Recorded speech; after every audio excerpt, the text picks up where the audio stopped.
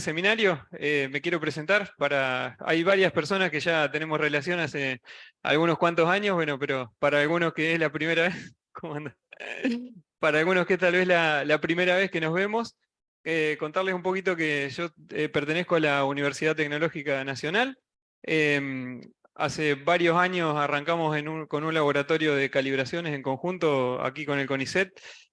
Finalmente terminamos radicándonos acá en el predio. Estamos ahí cerca de la entrada, en un galponcito blanco con el techo azul, que cariñosamente lo conocían como la estación de servicio porque estuvo muchos años con el techo solo. Así que bueno, soy de ese laboratorio. Se llama LAMIEN, es el Laboratorio de Mediciones y Ensayos. Después en algún momento seguro les iré contando algo del laboratorio, pero hacemos varios tipos de ensayos, más que nada de lo que es el rubro eléctrico, y calibraciones en montones de magnitudes, eléctricas, temperatura, masa, presión, humedad, de todo un poquito. Em, yo estoy como director del laboratorio desde el 2011, estuve muchos años relacionado también con la parte de calidad, como responsable de calidad, y aparte de lo que es mi actividad en la facultad y en el laboratorio, trabajo para el organismo argentino de acreditación, estoy como evaluador, tanto evaluador coordinador como experto técnico o evaluador técnico en varias áreas, y el mismo trabajo también para el organismo de Uruguay y de Paraguay. Así que más que nada mi expertise o mi carrera siempre fue más vinculada a la calidad y a la metrología que a lo que es mi título, que es ingeniero electricista. Y un poco la idea ahora de esta charla es compartirle algo de esto a través de este seminario que hemos dado en llamar La importancia de la trazabilidad para tener resultados confiables. Esto sale un poco también de alguna inquietud que teníamos con Nino, o él en particular, cuando arrancamos el laboratorio de calibración, el tema de saber la importancia que tienen estos temas, y el objetivo general del curso entonces va a ser el siguiente: comprender la importancia de la calibración en un laboratorio competente para asegurar la trazabilidad metrológica de los resultados al sistema internacional. Este es el objetivo así como general, es lo que vamos a apuntar con la charla. Es una charla que va a durar tal vez entre 1 hora y media, 2, no más de eso. No podemos ser muy profundos en muchos temas por el tiempo. Hay muchas cosas que vamos a ver acá que ameritan un curso particular, tal vez de 8 horas específicamente para algún tema, pero la idea es por lo menos que se puedan llevar algunos conceptos de acá, algunas inquietudes, y sobre todo que podamos responder a algunas preguntas. Hay más preguntas también, por supuesto, ¿no? Pero creo que estas son algunas preguntas típicas con las cuales uno se encuentra, digamos, como laboratorio de calibración con sus clientes, digamos así, ¿no? Por ejemplo, ¿es necesario calibrar un instrumento nuevo de marca reconocida? Me estoy comprando un instrumento que sale $20.000. Vos me vas a decir que eso lo tengo que calibrar. ¿Qué sentido tiene o para qué me sirve? Y eso es muy común de pensar, ¿no? Pero esto es el mejor que viene, ¿sí? Que es esto de que lo tengo que calibrar. ¿Un instrumento calibrado mide bien? Esa es otra pregunta típica, ¿no? Yo mandé a calibrar el equipo y mide mal, ¿no? ¿Y cómo se entiende esto entonces? De que yo mando a calibrar un equipo y me mandan el equipo que sigue midiendo igual que antes. Esa es otra pregunta que vamos a tratar de entender y de responder. La otra cuestión ¿es importante la calibración si los resultados son solo relativos? Eso pasa mucho también, ¿no? Cuando uno está haciendo, tal vez en el ámbito científico, bueno, pero yo no me interesa saber si estos son 10 gramos, me interesa saber que estos 10 gramos son la mitad de 20, que eran los que tenía, ¿sí? Este tipo de cosas. Entonces, tratar de entender un poco en este sentido, si, aunque los resultados sean relativos, yo necesito o no de esa calibración. Y finalmente, lo último sería, ¿es lo mismo un laboratorio acreditado que certificado? ¿Sí? O es más, o un laboratorio que es conocido o que es bueno, o incluso podríamos decir que es SAC, ¿sí? No me voy a meter mucho en el tema del SAC, pero por ahí lo vamos a mencionar tal vez al pasar. Entonces, la idea es tratar de responder estas preguntas, que ya les anticipo que no es que van a estar las respuestas ahí. La idea es que ustedes piensen, en función de lo que vemos, cuáles serían las respuestas a estas preguntas, ¿sí? A mí me gusta más hacer preguntas que responderlas, y voy a hacerles varias preguntas a ustedes también para que podamos participar en esta mañana y sea un poquito más interactivo. Vamos a empezar entonces con la presentación, y vamos a ir desarrollando algunos temas para tratar de abordar estas preguntas. Lo que vamos a ver en esta mañana sería algunos conceptos que tienen que ver con el resultado de una medición, el Sistema Internacional de Unidades, el Sistema Metrológico Nacional e Internacional, cómo estamos nosotros inmersos, digamos, en ese sistema. Vamos a hablar acerca de lo que es la trazabilidad metrológica y el concepto de calibración. Vamos a hablar un poquitito de incertidumbre y más que nada nos vamos a enfocar en lo que son los errores y los tipos de errores. Y por último, sí, un poco acerca de lo que significa acreditación y certificación, para qué se usa cada una y qué es lo importante a tener en cuenta en el momento de seleccionar, qué es lo que necesito para mí en función de mis necesidades. Entonces, voy a empezar presentando este ejemplo que probablemente sea muy familiar para ustedes, algo así o similar. Yo tengo 3 instrumentos que están en la misma sala, ¿sí? Probablemente están hasta arriba de la misma mesa o separados medio metro entre sí, y tengo un equipo que marca 23,2, el otro 23,1, y el otro que marca, fíjense que está un sensor al lado del otro, y marca 22,9 en uno y 22 en el otro. Y entonces, si a ustedes se les ha pasado esta situación, no necesariamente con un termómetro, tal vez pesan algo en una balanza y en la balanza que está al lado y les da algunas divisiones de diferencia, seguramente se habrán preguntado, bueno, ¿cuál es el que mide bien de todo esto? ¿Sí? O podría ser que estén todos bien, o que estén todos mal, o qué sé yo, podría en función de lo que tengo acá establecer un rango de valores que yo diga, bueno, la temperatura podría estar alrededor de, no sé, 22 a 23 grados, algo. Son varias cuestiones que nos surgen, ¿no es cierto?, cuando nos encontramos con este tipo de problemática que por otro lado es bastante común. Y entonces, les pregunto a ustedes, ¿sí? ¿Qué opinan de esto, de las preguntas que hay acá? ¿Podría ser que todos estén midiendo bien o mal, que alguno mida mejor que el otro? ¿Les ha pasado esto? ¿Les pasa? ¿Les ha pasado alguna vez encontrarse con esta situación? ¿Y cómo la definen? Calibrando. Alguna temperatura conocida.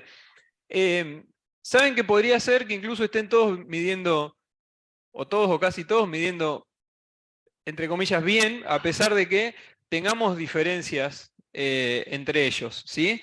Y esto es solamente como introducción para poder pasar en limpio algunas cosas y tratar de ir repasando o viendo algunos conceptos que vamos a conversar esta mañana.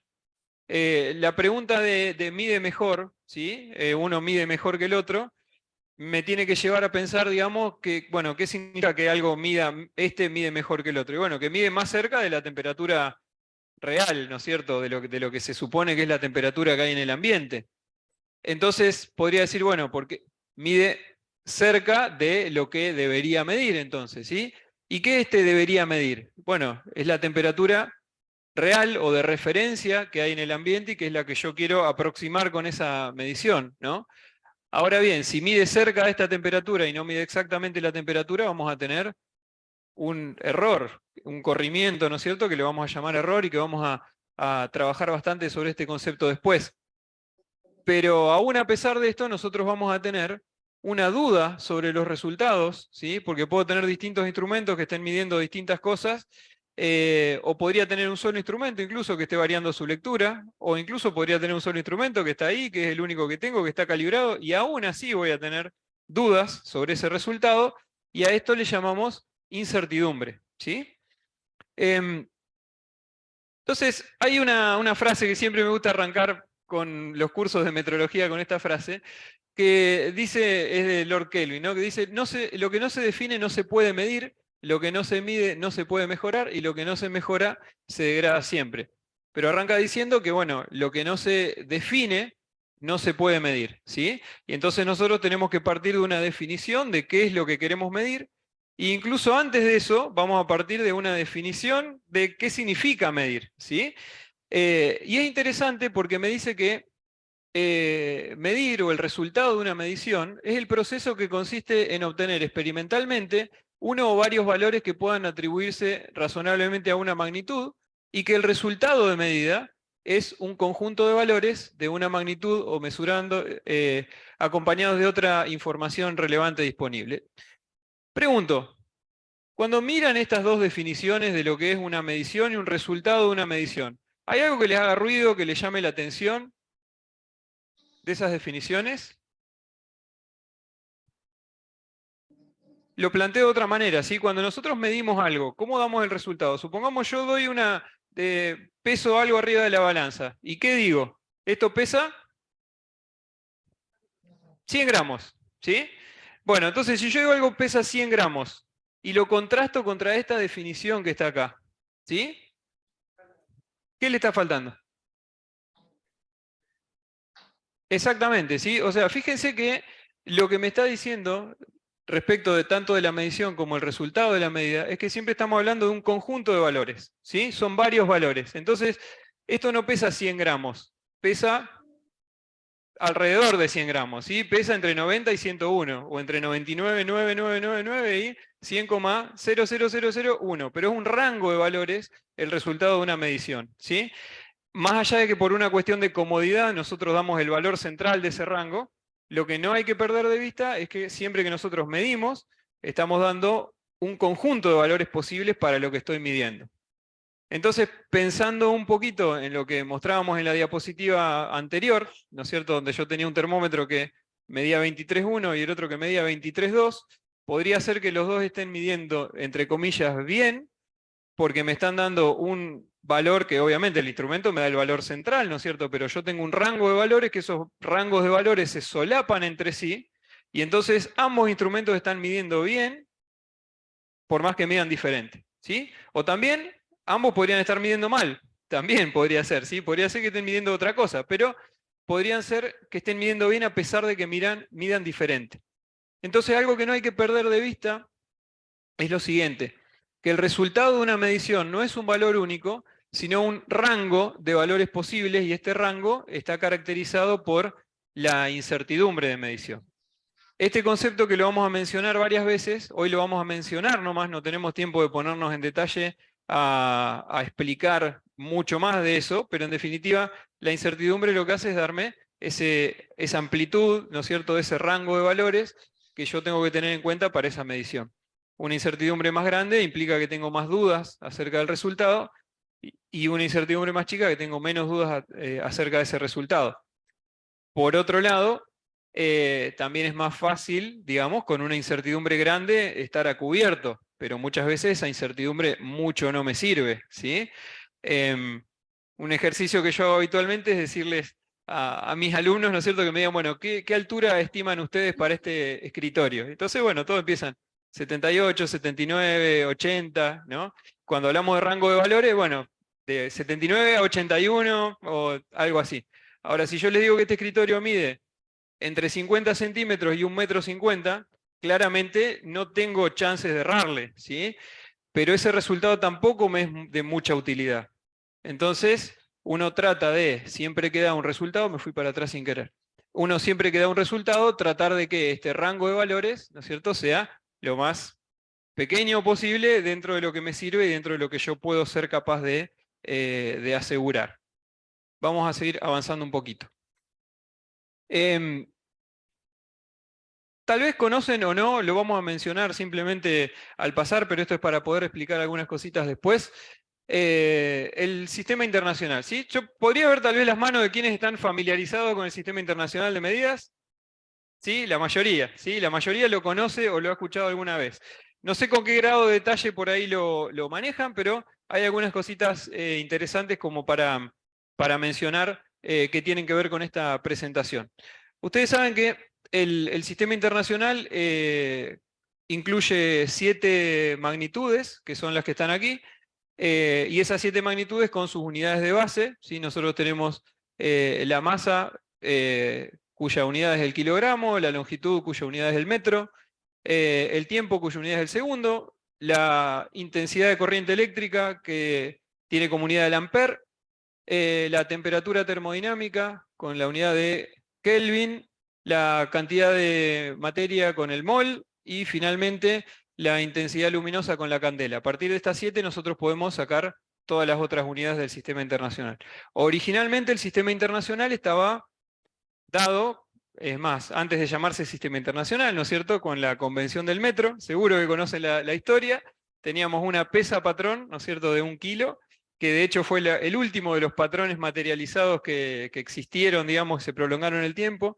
había una barra de 1 metro, ¿no es cierto?, que básicamente era el patrón y se decía, listo, esto es 1 metro, esto es 1 kilo, era más fácil la vida antes, que no existía la incertidumbre, o que uno no la tenía en cuenta por lo menos a la incertidumbre, pero a medida que fue pasando el tiempo se dieron cuenta de que estas medidas materializadas y otras definiciones que aparecían acá eran difíciles de manejar, de reproducir, tenían más incertidumbre, podían tener ciertos errores, derivas, etc.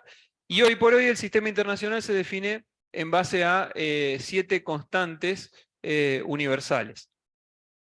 Lo interesante de tenerlo definido a partir de estas constantes universales es que una vez que uno establece el valor de esa constante, automáticamente ya tenemos el valor de todo el sistema internacional y es el mismo, digamos, para todo el mundo.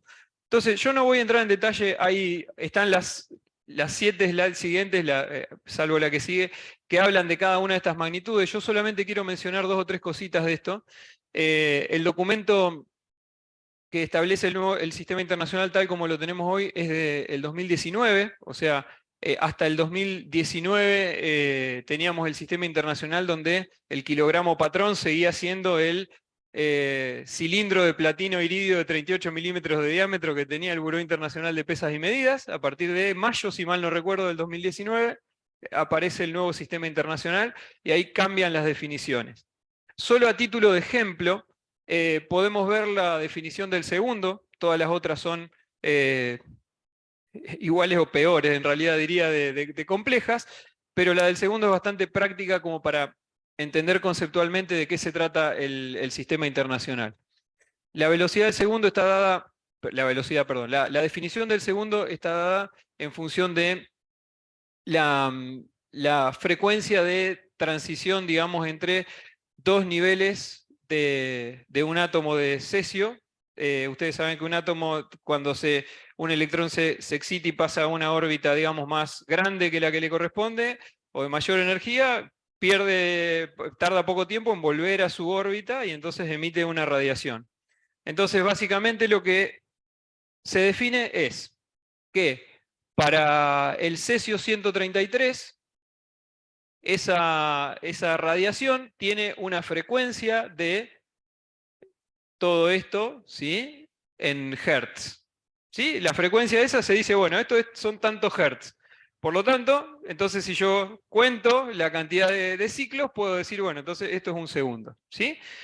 Básicamente de esa manera, loca, de alguna forma, se definen todas las unidades del sistema internacional. Pero esto me permite partir de una definición que está atada solamente a una constante, a una o varias, vamos a ir viendo después algunas otras, alguna constante universal, y entonces si nosotros fijamos esta constante, ya tenemos entonces cuánto vale 1 segundo. ¿Qué pasa si esta constante en vez de ser 9, 192, 631, 770, era 771? ¿Se preguntaron alguna vez? ¿Cambia el segundo? En realidad no, porque la constante es esa, ya está. Digamos, esa es la constante. Al momento que se midió y se estableció, se dijo que ese era el valor, y por ahora tenemos 1 segundo que está atado entonces a ese valor. De la misma manera se define el metro, el kilo, todas las otras unidades. Están ahí porque después supongo que les harán llegar la presentación, por si alguno lo quiere ver o examinar un poquito más en detalle. Ahora bien, nosotros vinimos hablando de la definición de la unidad, pero vamos a algo más profano, ¿no? A las mediciones de todos los días, porque está perfecto, digamos, que yo al segundo lo defina de esa manera, pero ¿cómo mido yo en el laboratorio 1 segundo? Claramente no es a través de contar ciclos de cesio 133, ¿no? Entonces vamos a empezar ahora, hoy empezamos de lo más alto, pero ahora vamos a empezar de lo más bajo, ¿sí? Y con un ejemplo bien práctico, que creo que la mayoría maneja, y por ahí es lo más fácil de entender. Supongamos que nosotros estamos acá abajo y estamos haciendo una medición con una balanza. Y entonces peso algo que pesa 1 gramo. ¿Sí? Entonces, ¿cómo saben ustedes que ese gramo es 1 gramo y no es otra cosa? ¿Sí? ¿Cómo yo sé que ese gramo está realmente vinculado a la definición de la unidad? ¿Cómo sé que ese gramo, el gramo que peso en este laboratorio, es igual al gramo que estoy pesando al lado? ¿Sí? Y esto no es una pregunta retórica, sino que espero una respuesta. ¿Cómo se aseguran ustedes de que están pesando bien en esa balanza?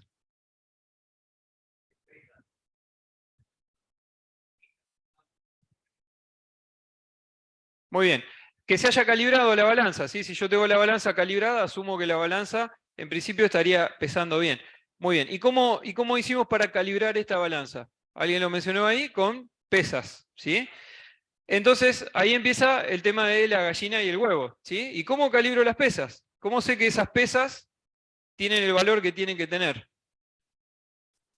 Nos la mandan a nosotros. Muy bien, vamos entendiendo. En realidad nosotros pesas no hacemos, pero gracias igual. Eh, entonces, nosotros partimos de esta balanza que hacemos la medición, la estamos calibrando con unas pesas que probablemente son nuestros patrones secundarios, y a estas pesas las mando a un laboratorio de calibración, ¿sí? ¿Y qué hace el laboratorio de calibración con mis pesas? ¿Cómo las calibra? Las compara con otras pesas, las compara con sus pesas, ¿sí? A través de un comparador de masa, que básicamente es una balanza, digamos así. Y a la vez, este laboratorio de calibración, ¿qué hace con sus pesas? Se las manda al INTI, ¿sí? Exactamente. ¿Y qué hace el INTI con sus pesas? En realidad no. En realidad el INTI no le manda a calibrar a nadie. Una vez que nosotros llegamos hasta acá arriba, los institutos nacionales de metrología no mandan sus patrones. Ellos lo que hacen es, digamos así, generan las unidades en función del sistema internacional como vimos recién. No necesariamente todos los países tienen la capacidad de hacer todas las unidades del sistema internacional, pero mantienen los patrones primarios y hay muchas veces que, sobre todo en países con economías más chicas, colaboran, digamos, bueno, yo tengo estos patrones del 1 al 3 y vos tenés del 4 al 7 y bueno, nos prestamos o nos compartimos de alguna manera los patrones. Entonces, en realidad lo que hacen los institutos nacionales de metrología es tener los patrones primarios y compararse con otros institutos nacionales de metrología que están al mismo nivel para asegurarse de que todos estén midiendo lo mismo, ¿sí? No tenemos nada por arriba, pero sí tenemos al costado y entonces lo que se hacen ahí son intercomparaciones y esas intercomparaciones van a parar a una base de datos, en realidad no en sí la intercomparación, sino la capacidad que tiene el organismo para poder medir en una determinada magnitud termina establecido en una base de datos que es de acceso público, que ustedes pueden googlear en internet, del BIPM, KCDB, Key Comparison Database sería, y pueden entrar ahí y les dice qué puede hacer el INTI, con qué incertidumbre y en qué rangos, y así para todos los organismos del mundo, ¿sí? Lo que está metido ahí es lo que está aceptado por sus pares, digamos. Entonces llegamos hasta arriba de todo. Muy bien, entonces vemos que desde la definición de la unidad, ¿sí? De ese gramo que está definido de una manera bastante bizarra, si se quiere, hoy por hoy, podemos llegar a el gramo que está acá abajo y que yo estoy midiendo en el laboratorio a través de toda esta cadena de calibraciones o de comparaciones. Y eso es lo que llamamos trazabilidad, que es lo que vamos a ver en un segundito más. Solamente unas palabras, ¿sí?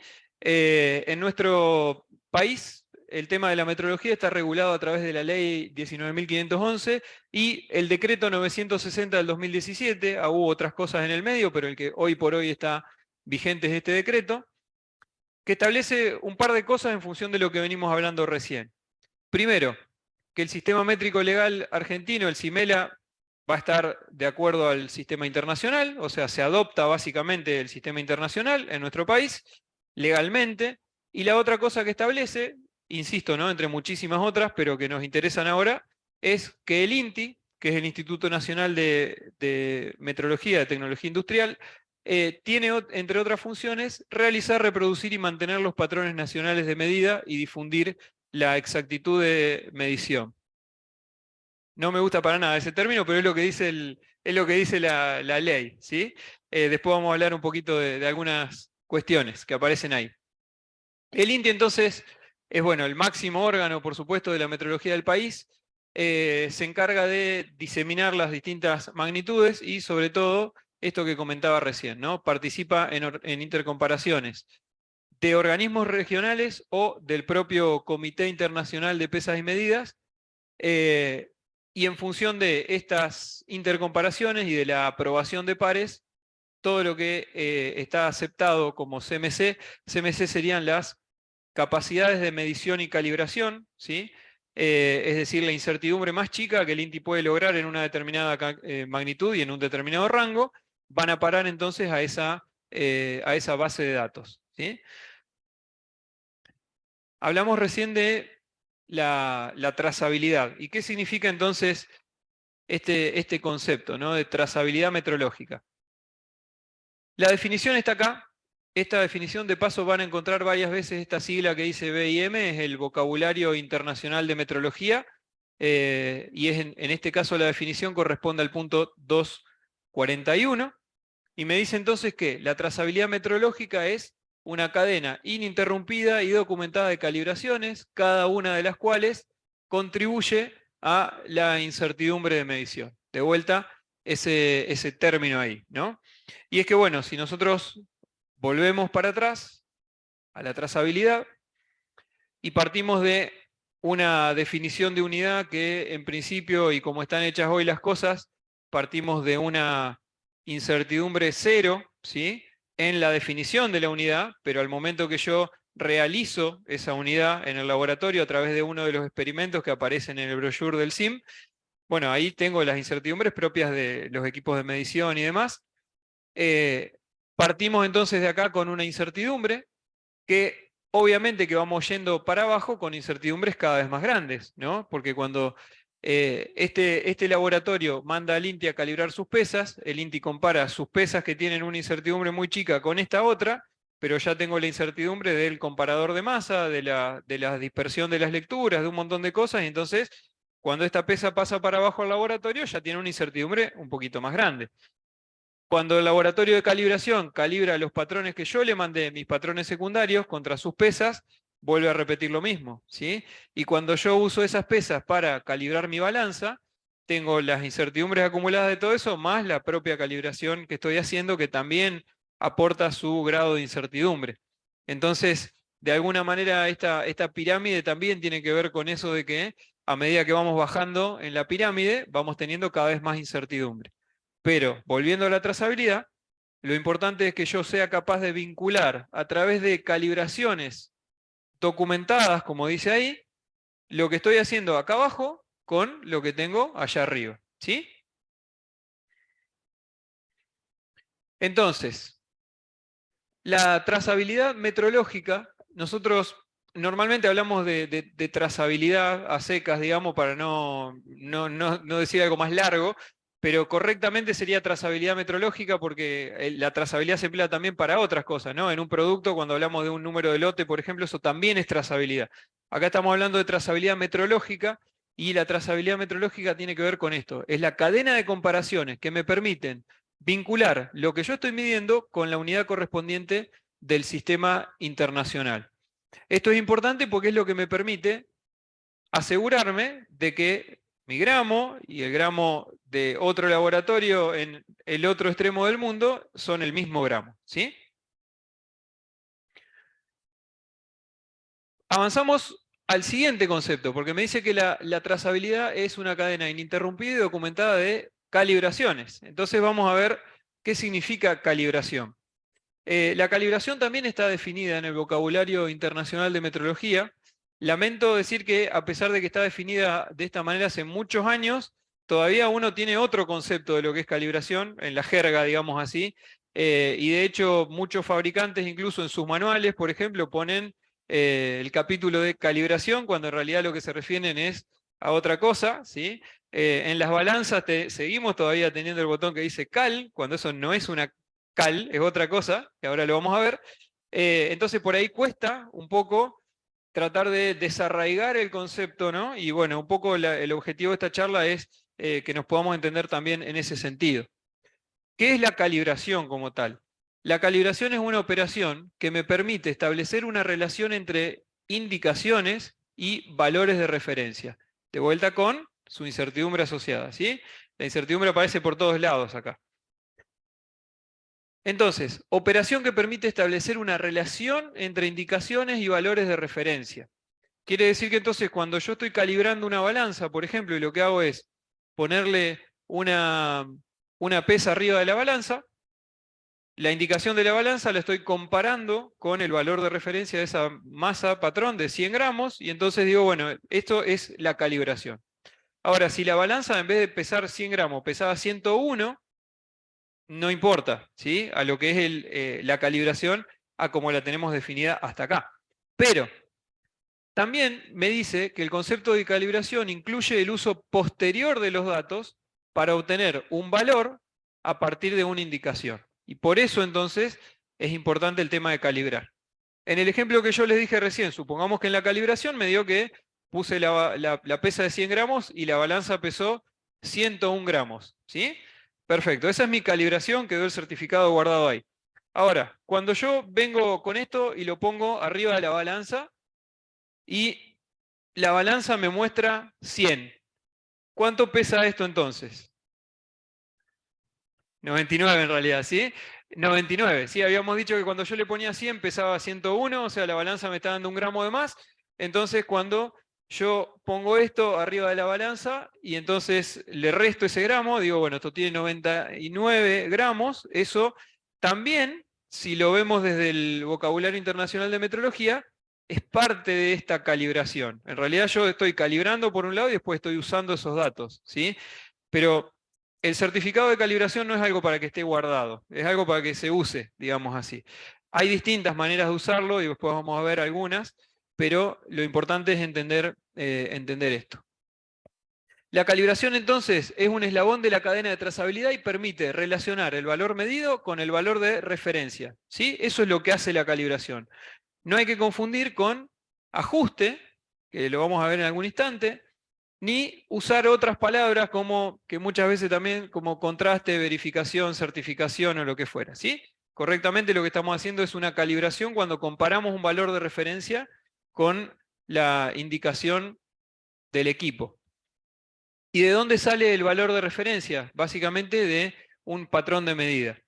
Las definiciones están acá, hay algunos ejemplos, no me voy a detener demasiado en esto.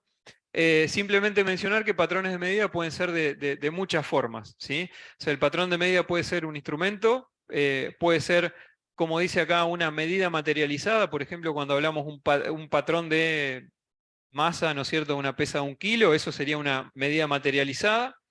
Que no tiene una indicación per se, no es que muestra o marca algo, pero sí tengo un valor de referencia bien establecido para esa pesa.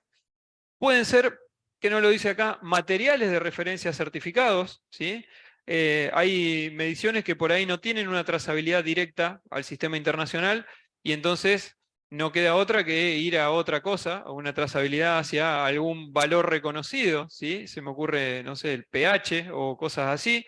Em, Concentración, bueno, etcétera. Tenemos varias magnitudes que no tienen una definición dentro del sistema internacional y lo que tengo es un material de referencia certificado, ¿sí? Que lo produce un productor de material de referencia que tiene que ser competente.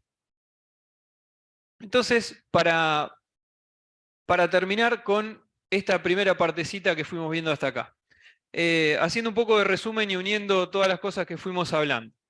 Una medición es válida si tiene trazabilidad, es decir, si el resultado se puede relacionar a través de una cadena ininterrumpida y documentada de calibraciones hasta la definición de la unidad correspondiente o de las unidades correspondientes del sistema internacional. Entonces, nosotros habíamos hecho algún par de preguntas que me interesa empezar a responder ahora, ¿sí? Las vamos a ir barriendo todas, pero a medida que vayamos avanzando, para ir haciendo alguna especie de repaso. ¿Es necesario calibrar un instrumento nuevo de marca reconocida? Y la segunda pregunta que tenemos, que entiendo que podemos responder hasta ahora es, ¿un instrumento calibrado mide bien? ¿Cómo contestarían ustedes cada una de estas cosas? ¿Tengo que calibrar un equipo nuevo? Sí. ¿Por qué?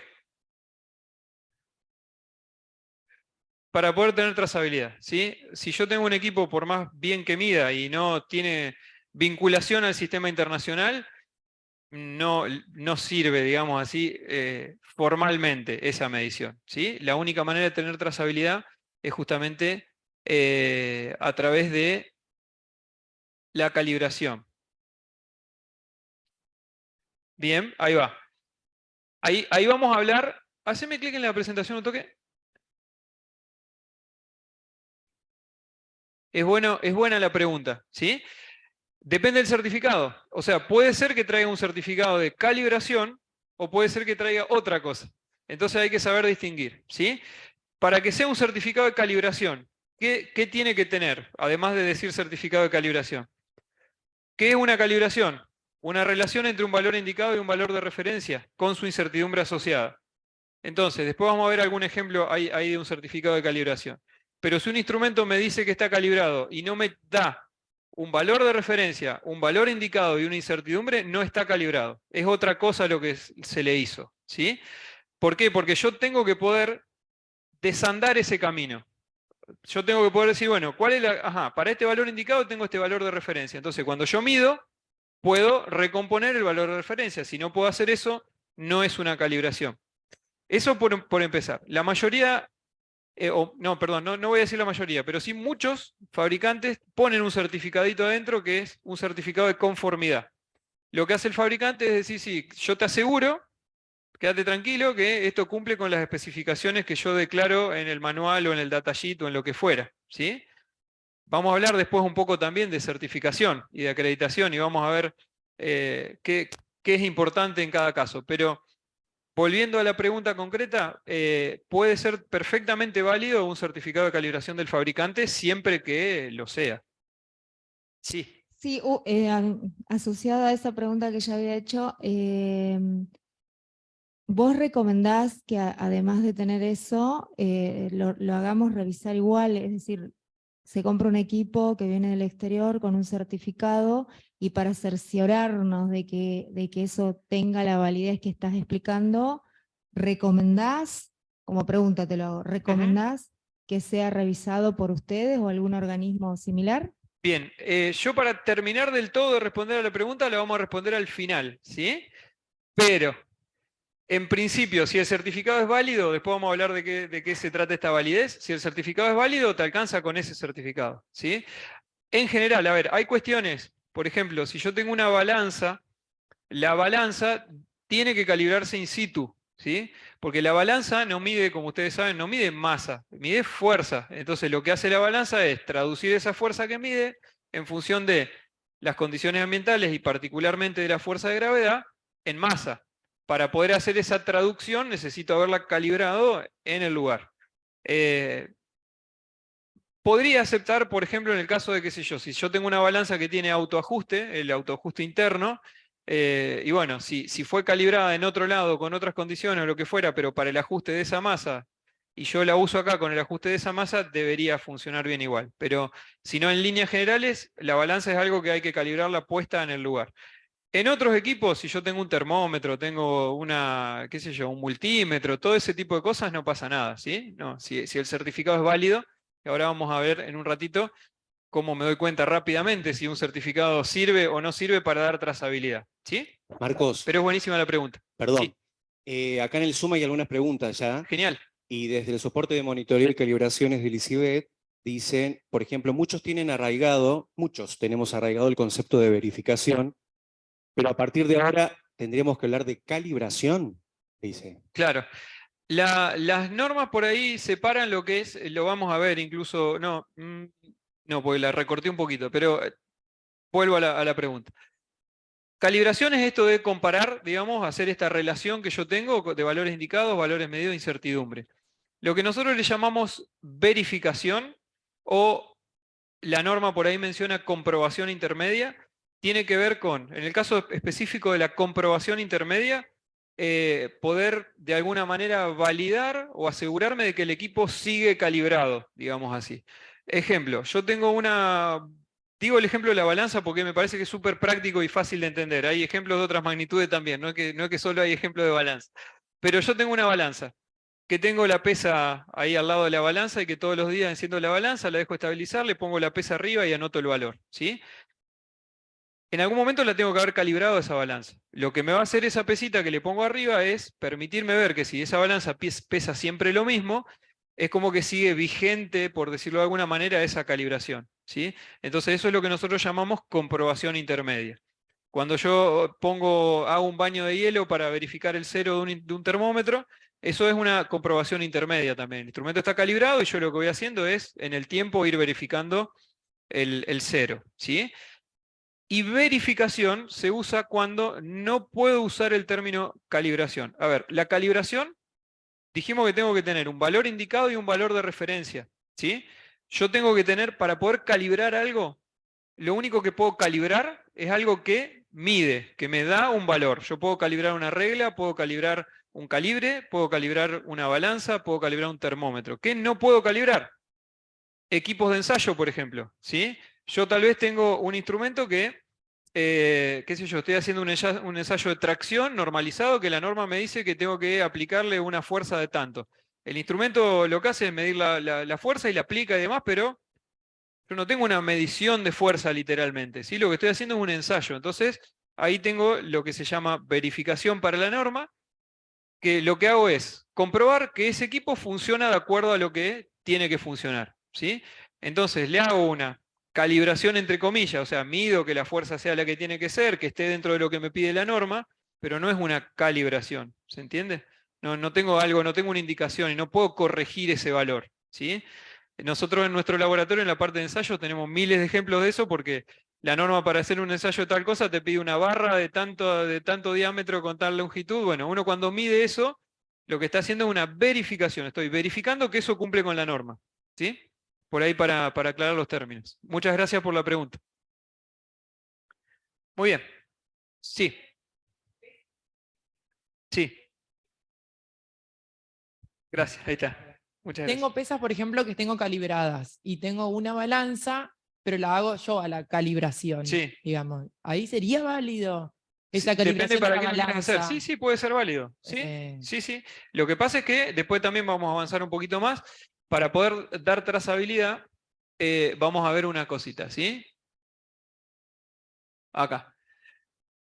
Dice, la trazabilidad es cadena ininterrumpida y documentada de calibraciones, ¿sí? O sea, esto quiero dejar claro, la calibración tiene que ser documentada de per se, o sea, yo tengo que tener en algún lado documentado eso que hice, ¿sí? Claro, el tema, mi pregunta va, yo no soy un organismo Claro, de calibración, no soy un exacto. laboratorio de calibración, Bueno, lo ahí, termino haciendo claro, a partir de algún protocolo claro. y para tener mi balanza que mida bien, digamos, Exacto. calibrada. Sí, sí, sí, exacto. A ver, yo te puedo decir, la respuesta general es que puede ser válido eso, ¿sí? O sea, y depende en qué rubro estés, te lo pueden aceptar o no. De hecho, nosotros como laboratorio acreditado, que después lo vamos a hablar un poco, uno tiene la posibilidad de mandar a calibrar afuera o hacerse sus propias calibraciones, ¿sí? Pero en ese caso vos deberías demostrar la misma competencia técnica que tiene un laboratorio de calibración para hacer eso y que esté bien hecho. O sea, que vos tengas realmente los métodos, que tengas el personal calificado, que tengas la trazabilidad en los patrones por empezar a hablar, digamos, y una serie de cosas, ¿sí? Pero por supuesto que es válido, digamos, hacerlo internamente, siempre que uno respete, digamos, todas las cuestiones que tiene que tener en cuenta. Perfecto. Muy bien. ¿Alguna otra pregunta? Por ahí en el chat, todo perfecto. Bien, excelente, muchas gracias. Entonces habíamos llegado hasta acá. Algunos requisitos sobre calibración. Estos son ejemplos nomás, son de 3 normas. La mayoría de las normas dicen algo similar, ¿sí? Yo puse como ejemplo, por empezar, la GLP sería las buenas prácticas de laboratorio. No sé si alguno la conoce o la usa.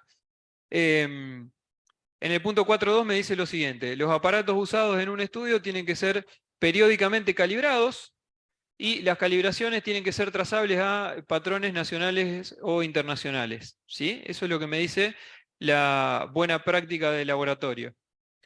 La 9001, por ejemplo, que es una norma de gestión, pero en definitiva, como usa de las mediciones también, me pone un requisito respecto de la calibración. Me dice, el equipo de medición debe calibrarse o verificarse, o ambas, ¿sí? Acá aparece justo lo que les decía de los términos, ¿sí? ¿Qué es esto de calibrarse, verificarse o ambas? Calibración es lo que hablamos recién, hacer este contraste entre valor medido, valor de referencia. Verificarse tiene que ver con comprobar que eso está de acuerdo a lo que me pide la normativa, ¿sí? La calibración y la verificación, me quedo un minuto acá con esto, a veces también van de la mano en lo que nosotros llamamos, que no está en el temario, confirmación metrológica. O sea, yo hago una calibración de una balanza y obtengo un resultado. Después el siguiente paso sería analizar si ese resultado es válido para lo que yo necesito, ¿sí? O sea, esta balanza tiene un error de 1 gramo. ¿Es aceptable o no? Sí, la norma me pide más o menos 2 gramos. Listo, le doy para adelante, ¿sí? No, la norma me dice 0,1 gramo. Chau, no me sirve la balanza. Entonces, eso sería la verificación, ¿sí? O sea, muchas veces la verificación está incluso sujeta a una calibración. Hay otras veces que, como le dije, no, es para un equipo de ensayo algo que no involucra una calibración. Sí. ¿Tenés el micrófono? Ah, si no te alcanzo. Ahí está, perfecto. Si vos estás en el límite ese que estableces, más o menos 2 gramos, ¿no es cierto? Sí. ¿Cada cuánto se hace la verificación? Porque obviamente está cerca del límite. Claro, qué tema. A ver, en realidad no hay una regla así concreta para decir, mira, si vos estás más cerca o más lejos, tenés que hacerlo más o menos seguido. El análisis en realidad lo tiene que hacer uno, tal vez un poco en función de la historia. O sea, vos podés tener, primero empezar con unas verificaciones más seguidas y a medida que te vas dando cuenta, che, me viene dando siempre lo mismo, y listo, empezás a estirar un poco. Eso es lo más razonable muchas veces, sí. Y bueno, y hay todo un tema con si la norma te pide más o menos 2 gramos y a vos te da 2 gramos, ¿qué haces? Eso es esa sería uno de los temas que sería una charla de 6 horas aparte. Podemos hacerla en 3 si quieren también, sí, pero no, realmente es un tema interesante por parte de la base de la incertidumbre justamente, ¿no? O sea, decir, bueno, ¿cómo tengo en cuenta yo la incertidumbre al momento de determinar si algo cumple o no cumple con una determinada especificación? Entonces, volviendo a las definiciones, ¿no? El equipo de medición debe calibrarse o verificarse o ambas con patrones de medición trazables a patrones de medición internacionales o nacionales para la 9001. La 17025, que es la que usamos nosotros, yo puse, y muy resumidos, un par de requisitos, porque en realidad todo el capítulo 6.5 de la 1725 habla de trazabilidad. Y básicamente me dice, el equipo tiene que ser calibrado y que el laboratorio debe establecer y mantener la trazabilidad metrológica de los resultados por medio de calibraciones, y bueno, me da todos los requisitos para esas calibraciones. Entonces tenemos, por un lado, lo que venimos viendo de por qué es importante desde el punto de vista práctico la calibración, pero por el otro lado también cualquier norma de lo que fuera que usen, que tenga algún equipo involucrado, seguro, me animo a decir, con total seguridad les va a pedir que ese equipo esté calibrado, ¿sí? Y entonces ahora pregunto tal vez, no sé, tal vez hubiera estado bueno al principio presentarnos, yo no sé si teníamos mucho tiempo para eso, pero aprovecho este momento. Si trabajan en laboratorios ustedes, si esos laboratorios usan alguna u otra de las normativas que están acá. Yo sé que ustedes sí. Para balanza, perdón.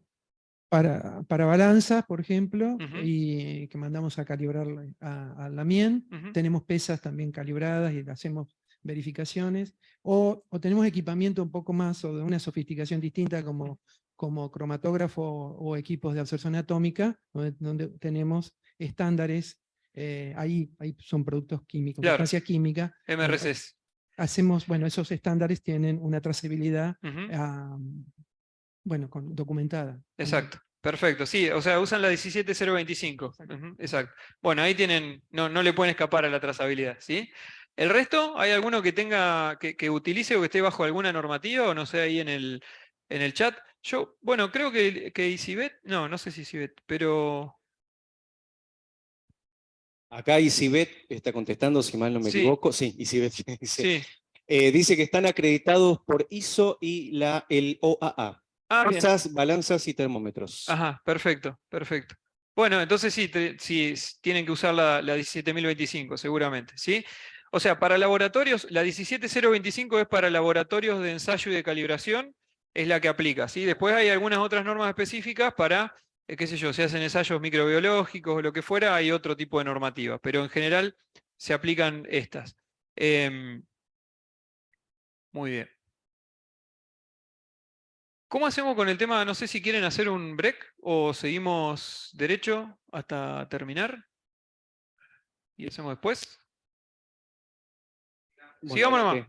no, le recordamos que hay un café Perfecto. preparado afuera para los que quieran y que en el Zoom seguimos se sigue sumando gente y que pueden Perfecto. hacer preguntas ellos mismos prendiendo el micrófono o bien las leo yo, sin problema. Listo, listo. Seguimos entonces, total, no es tan larga. Bien, hicimos un primer bloquecito recién, que hablamos acerca de lo que tenía que ver con trazabilidad, nos quedó este concepto de calibración acá, y ahora en esta segunda parte, lo que vamos a ver tiene que ver con errores más que nada, ¿sí? Nosotros dijimos que del concepto de calibración, o sea, yo estoy comparando un valor indicado con un valor de referencia, y como no estoy haciendo nada más que compararlo, bueno, claramente puedo tener una diferencia entre esos dos valores, y entonces ahí aparece el concepto de error, ¿sí? La balanza que mencionábamos recién, que le pongo 100 gramos arriba y me muestra 110, lo que tiene es una diferencia que vamos a llamar error de medida, y el error de medida es la diferencia que tengo entre un valor medido de una magnitud y un valor de referencia. El error de medida, como vemos, tiene signo porque está en este orden, valor medido menos valor de referencia. Entonces ese signo también puede ser negativo, llegado el caso. Y de hecho, si el signo es positivo o negativo, lo que me indica claramente si el instrumento está midiendo de más o de menos, como el nombre lo indica. Ahora bien, ¿qué pasa en este caso? Supongamos que yo tengo un valor de referencia que es de 1 volt y el instrumento me muestra esto, ¿sí? De hecho, les puede pasar si tienen instrumentos de alta resolución, en cualquier rubro, en una balanza, por ejemplo, si uno quiere hacer una pesada en una balanza microanalítica, de algo que sobre todo que tiene líquido, se puede llegar a volver loco, ¿no es cierto? Porque no para nunca la balanza de moverse. Y entonces uno dice, bueno, ¿cuál sería el error acá? El error dijimos que era el error es el valor medido menos el valor de referencia. El valor de referencia es 1 volt, es más claro. ¿Y el valor medido cuál es acá?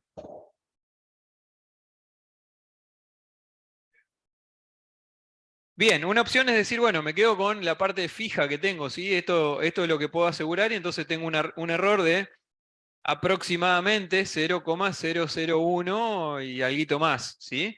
Eso es una alternativa. Claramente el error es un poco distinto a eso porque tengo una parte que está variando acá, ¿sí?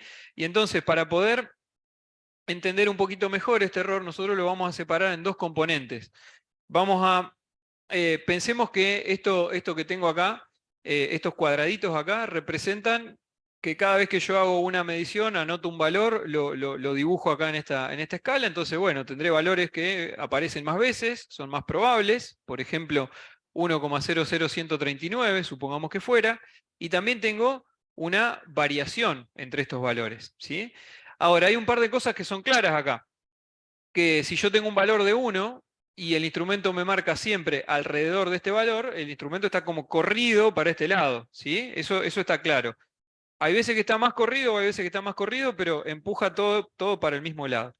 Entonces, y además tenemos, bueno, esta variación que habíamos dicho de los datos. Entonces definimos estos dos tipos de errores. Por un lado, lo que vamos a llamar error sistemático, que es en realidad una componente de ese error total de la medición, que en mediciones repetidas permanece constante o varía de manera predecible, lo cual significa que si yo vuelvo para atrás, yo no sé exactamente dónde va a parar esto, pero sí sé que va a tener un 1 acá adelante, ¿sí? Esa podría ser una componente sistemática. No es solo este 1, porque en realidad yo sé que esto está alrededor de, no sé, 36 a 41, 42, anda dando vuelta por ahí, o sea que el valor más probable en realidad es 1,00139, ¿no? Entonces, esa sería la componente sistemática, es la que permanece constante en el sentido de que empuja toda para el mismo lado, que tiene ese mismo signo de error y que puede variar de una manera predecible. Ahora, por otro lado, tenemos el error aleatorio, que es la componente del error que varía de manera impredecible, ¿sí? O sea, yo espero obtener 1,00131, pero a veces me da 40, a veces me da 38, a veces me da 42. Estas 2 o 3 divisiones de más o de menos serían entonces el error aleatorio, ¿sí? Entonces, la suma de los dos, el error sistemático más el error aleatorio, es lo que se denomina error de medición.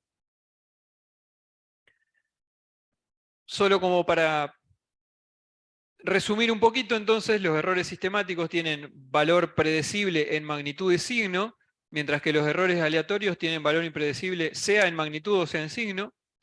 El error sistemático representa el corrimiento de los valores en un sentido, mientras que el aleatorio la dispersión de los valores. Y ahora hay algo que es interesante. El error sistemático, si es predecible en magnitud y signo, siempre tiene el mismo sentido, etcétera, entonces lo puedo eliminar, ¿sí? Al error aleatorio no, pero al error sistemático entiendo que sí, porque si yo sé que siempre esto mide un poco para allá, corro esa campana para este lado y ya está, ¿sí?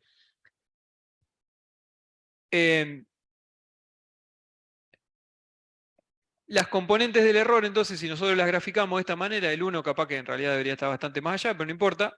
El error sistemático sería el que me empuja, el centro, llamémosle, de esta campana, el valor más probable, el valor esperado, esperanza matemática, como le querramos decir, para este lado. Este es el error sistemático.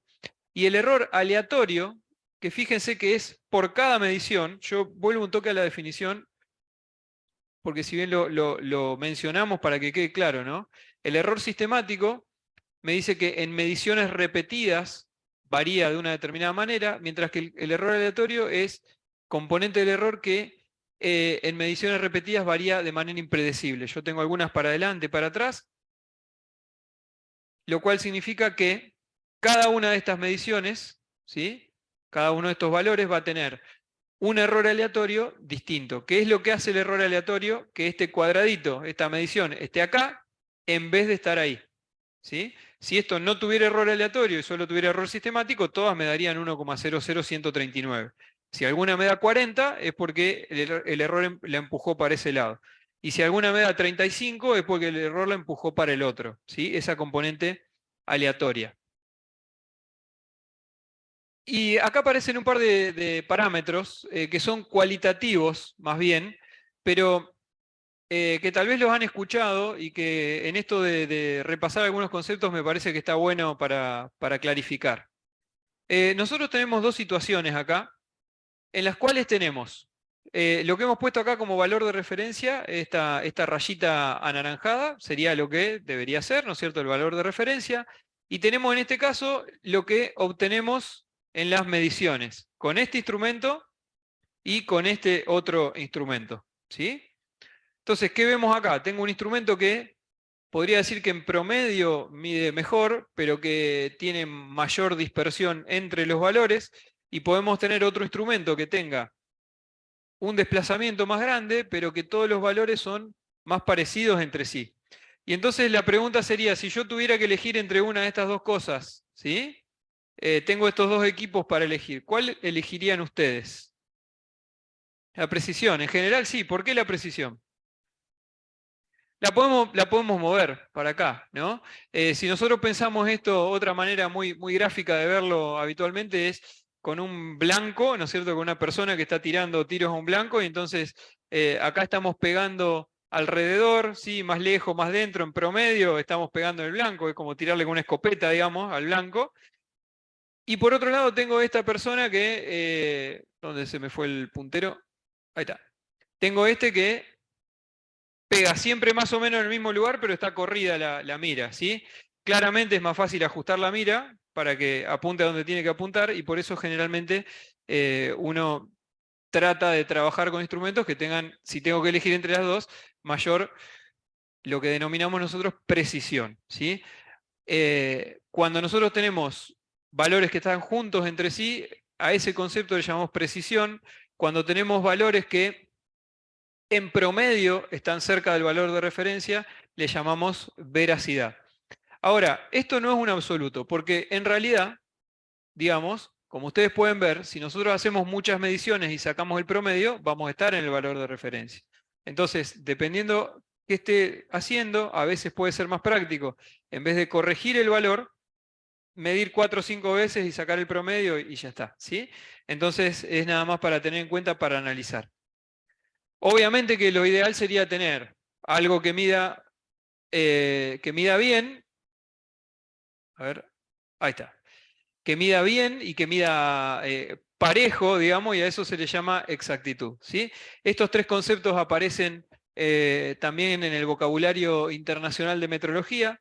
están definidos ahí de manera técnica, pero es básicamente lo que estuvimos hablando recién.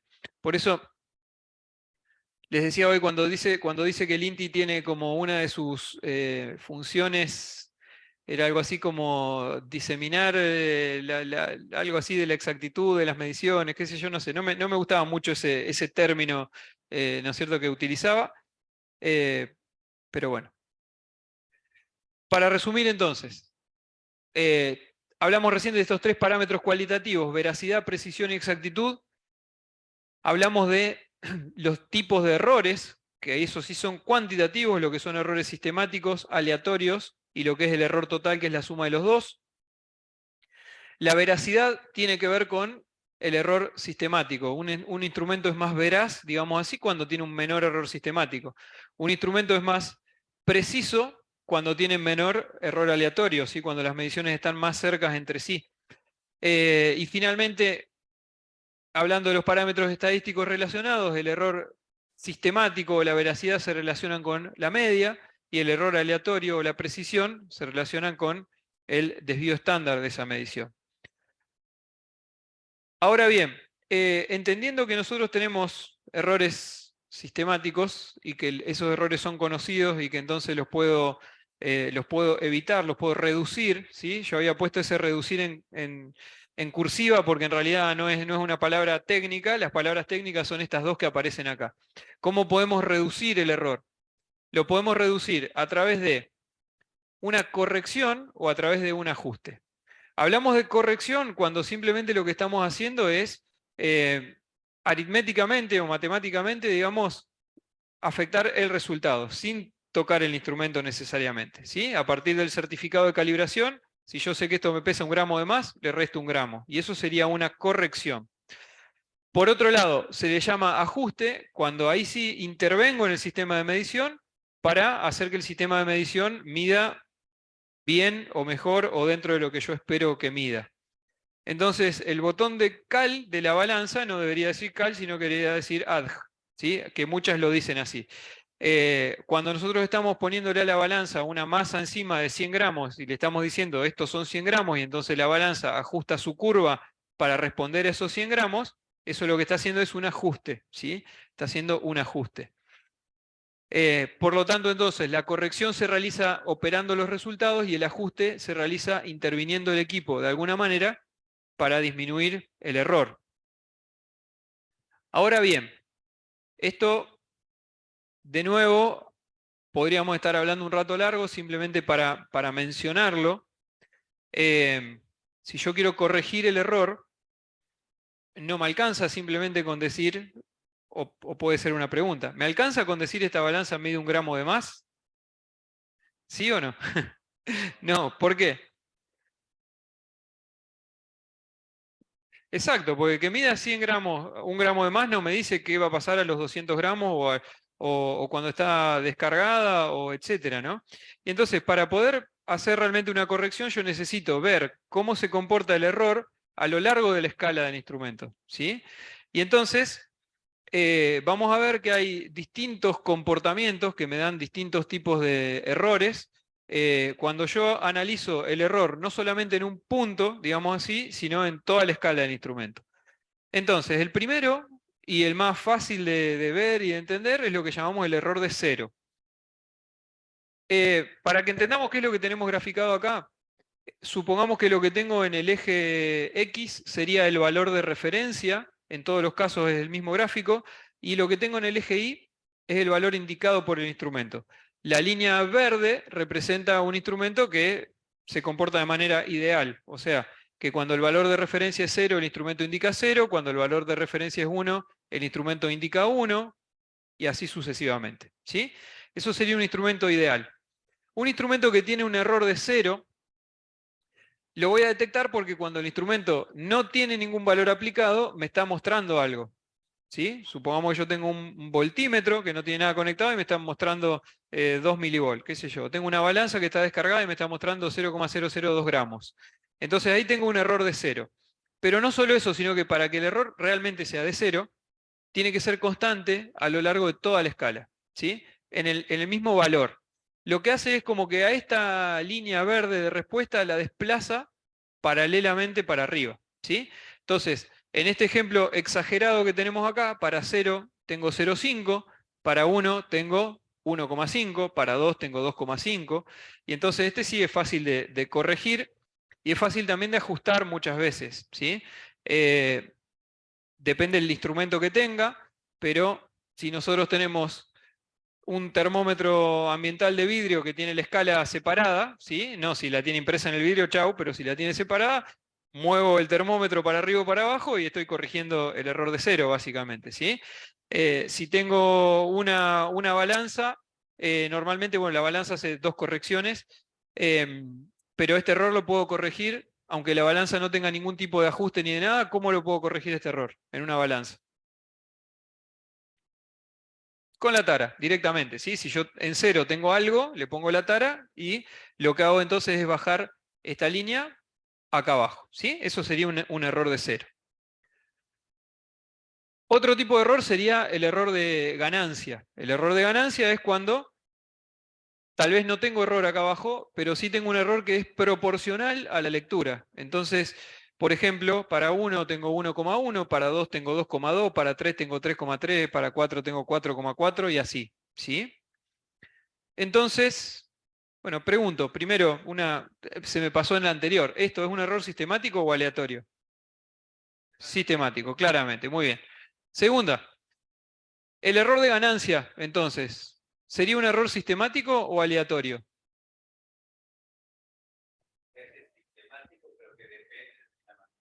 Exacto, depende de la magnitud, pero es sistemático, porque sistemático no implica que el valor del error sea el mismo, sino que lo que implica es que yo lo puedo predecir, ¿sí?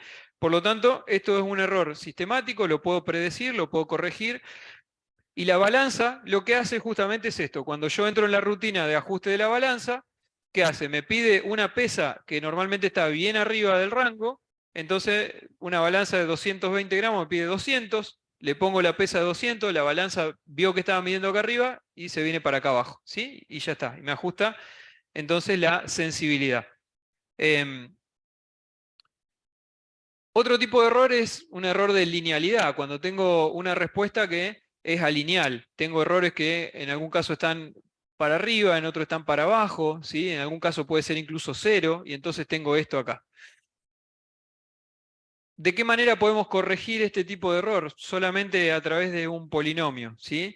Esto lo puedo corregir con un polinomio, corregir, o sea, haciendo los cálculos, o lo podría llegar a ajustar si el equipo lo permite, que no es muy común. No es común, pero hay algunos equipos que permiten ajuste polinómico. Por ejemplo, termómetros de muy alto nivel metrológico sí permiten este tipo de ajuste porque es para que yo pueda ajustar exactamente a mi termoresistencia, por ejemplo, ¿no? Entonces, se puede hacer, pero no es lo más común. Sigo avanzando. El otro tipo de error que puede aparecer es que para un determinado valor, yo a veces repito el valor y tengo valores arriba, abajo, etc. ¿Sí? ¿Qué tipo de error es este? ¿Sería aleatorio o sistemático? Este es aleatorio, ¿sí? Es un error aleatorio, a esto le llamamos error de repetibilidad, ¿sí?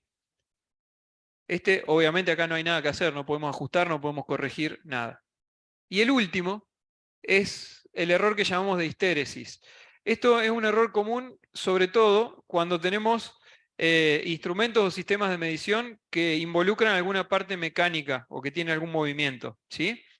Y el error se da de la siguiente manera. Cuando nosotros vamos aumentando el valor de referencia, el instrumento siempre mide un poco por debajo, y cuando yo estoy disminuyendo el valor de referencia, estoy descargando, por ejemplo, entonces el error me queda un poco por arriba, ¿sí? A eso se le llama histéresis, que significa retraso, básicamente, y es como un error de arrastre. Entonces, por ejemplo, Claro, pero tiene que ver más por el arrastre del sistema físico. Por ejemplo, en un instrumento aguja, ¿viste?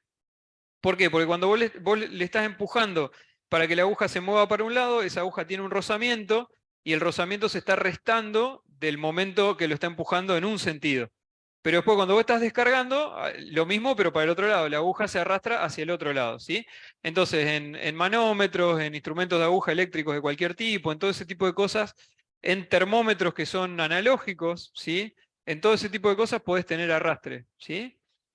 Pensemos en un termómetro de líquido en vidrio, por ejemplo, también el arrastre que tiene el líquido contra la superficie del vidrio, eso te puede producir lo que se llama histéresis. Este no lo puedo ajustar, ¿sí? O sea, esto ya está, es inherente al sistema de medición, y usualmente tampoco lo puedo corregir, salvo que sepa en cuál de las dos curvas estoy, ¿sí? O sea, si yo tengo un instrumento que está puesto en un tablero y yo simplemente voy, paso y lo miro, no sé si antes estaba más o menos el valor, y entonces no lo puedo corregir. Pero supongamos que esto fuera una balanza, ¿sí? Si esto fuera una balanza, ¿cómo usan ustedes las balanzas? ¿La usan cargando o descargando? ¿O de las dos maneras? Normalmente cargando, ¿sí? Normalmente, podría usarse también, depende para qué la usen, puede usarse al revés, pero generalmente yo la balanza la voy cargando, ¿sí? Entonces, si yo a la balanza la voy cargando, por más que tenga un error de histéresis, yo sé que siempre voy a estar en la curva de abajo acá, ¿sí? Entonces también lo podría llegar a corregir. Entonces, ¿en qué consiste una calibración? Generalmente en la calibración se hacen varias cosas, justamente para poder separar todo este tipo de errores. Calibrar en varios puntos de la escala me permite detectar errores de cero, ganancia y linealidad. Por eso es que van a ver que los certificados de calibración normalmente no es que tienen un punto o dos, tienen varios puntos distribuidos a lo largo de toda la escala. Repetir varias veces el mismo punto me permite detectar errores de repetibilidad. Entonces, normalmente, dependiendo qué método de calibración, qué magnitud y demás, se hacen repeticiones. Estas repeticiones pueden ser, por ejemplo, en el caso de una balanza, para para dos de los valores, ¿sí? Simplemente cargando y descargando, siempre con la misma pesa. Si tengo una balanza de 200 gramos, por ejemplo, tal vez a 50 gramos y a 200 gramos, lo único que hago es cargar y descargar una pesa 10 veces. Y anoto el valor y el cero, el valor y el cero. Y así puedo ver la repetibilidad. Si es un instrumento de aguja, un manómetro, por ejemplo, lo que se hace es corridas ascendentes y descendentes, y entonces cada punto lo tengo varias veces, ¿sí? Y a la vez, calibrar en corridas ascendentes y descendentes me permite detectar los errores de histéresis, como les mencionaba recién en el caso de los manómetros.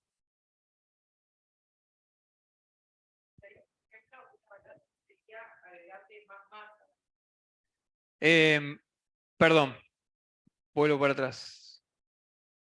¿En qué sentido? ¿Para hacer la calibración? ¿O qué? Ajá, la histéresis, la balanza lo que se hace es el procedimiento general, digamos. Vos haces todas las corridas ascendentes, o sea, cargando siempre, y solo la última la haces descendente. O sea, la última vez lo que vas haciendo es descargando en el mismo sentido que fuiste creciendo y vas anotando esos valores, ¿sí? Para ver si tenés alguna diferencia significativa entre las ascendentes y la descendente. Pero en general se hace una sola vez, en el caso de una balanza. Sí.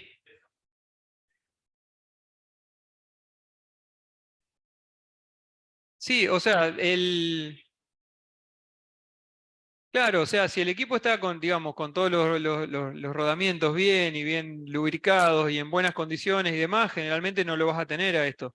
O bueno, hablando de balanzas también, no es lo mismo una balanza mecánica, digamos, que sí va a tener mucho de esto, que una balanza electrónica, que también dependiendo del tipo de balanza, una balanza que tiene una celda de carga, por ejemplo, esto no lo tiene prácticamente, porque la celda de carga, el desplazamiento que tiene una celda de carga es micrométrico casi diría, ¿no? Entonces en realidad no hay un movimiento ahí. Tal vez si tengo una balanza, ya las balanzas que son analíticas, microanalíticas y demás funcionan con otro principio, ¿sí? En el cual lo que yo tengo es como una parte móvil que lo que hace es con una bobina básicamente equilibrar en un determinado punto el movimiento. Bueno, ahí sí puedo llegar a tener un poquito de histéresis, pero no es lo más común tampoco, de todas maneras, ¿no? Pero sí puede llegar a haber. Bien. Entonces, ¿cómo se usan los datos de calibración? Hay varias opciones, ¿sí? Y de vuelta, esto ameritaría un curso aparte, solamente como para poder darle un poco más de contenido, de énfasis a algunas cosas a la charla. Veníamos hablando de que los errores los puedo corregir, pero para poder corregir esos errores los tengo que conocer, ¿no es cierto?, a través de una calibración. Bueno, ¿y qué hago después con la calibración? Hay varias alternativas. Una es, por ejemplo, si yo tengo un instrumento que tiene un error de cero y ganancia determinado, podría ajustar a través del el offset, ¿no es cierto?, el cero, y a través de la ganancia, o gain, dicen muchos los controladores generalmente, esta pendiente, y entonces puedo corregir y ajustar ese valor. En el caso de la balanza que mencionábamos hoy, esto lo hace solo. Cuando nosotros ponemos la rutina de calibración, porque primero hace su cero, y entonces se ajusta el offset, y después me pide una pesa más alta, y entonces hace el ajuste de ganancia, ¿sí? En algún caso lo puedo hacer manualmente. En los controladores de temperatura, por ahí para las estufas, ese tipo de cosas, no sé si tienen en los laboratorios o manejan, el típico controlador de temperatura tiene manera de entrar al setup y poder corregir cero y ganancia, ¿no? Entonces, una alternativa que yo tengo es corregir eso. Otra alternativa que tengo es interpolar entre los puntos de calibración. O sea, si yo tengo un punto a 25 y uno a 50 y estoy midiendo 38, bueno, uso la interpolación para poder verificar ese error. Que esto lo puedo hacer, me paso y después vuelvo. Hoy por hoy que todos usamos Excel, digamos, para poder hacer los cálculos, tenemos directamente una función en Excel que se llama tendencia, en la cual directamente si yo tengo la tabla de calibración, pongo tendencia, pongo el valor que quiero, le digo este es el valor de X, este es el valor de Y, y me hace la interpolación sin tener que hacerlo yo manualmente. Y otra, que es la que me pasé recién, sería corregir gráficamente, ¿sí? Es otra alternativa que también puedo utilizar. Yo esto sí lo quería mencionar, que cuando ustedes opten por hacer una corrección gráfica, que todavía muchas veces se hace en algún campo este tipo de cosas, hay que tener en cuenta que si nosotros graficamos el valor de referencia y el valor medido, puede ser que no vea nada yo. O sea, fíjense, esta gráfica. Parece que para 50 tengo 50, para 100 tengo 100 y no hay mucho más que pueda sacar por una cuestión de escala. Entonces, ¿qué me conviene? Graficar el error, ¿sí? Fíjense que cuando yo grafico el error, esta gráfica es la misma, no es el mismo instrumento, digamos así. Lo que estamos haciendo es graficar valor medido menos valor de referencia. O sea, acá el valor que midió era 50,3, lo que pasa es que acá no lo veo, ¿sí? Pero si yo grafico acá, para 50 tengo un error de 0,3, ahí sí lo puedo ver al error, ¿sí? Entonces, solo para tener en cuenta, si van por esta alternativa, está bueno tener graficado el error y no en sí esto, que puede ser de poco uso. Y hay una cosa más, solo para abrir la mente, nada más, ¿sí?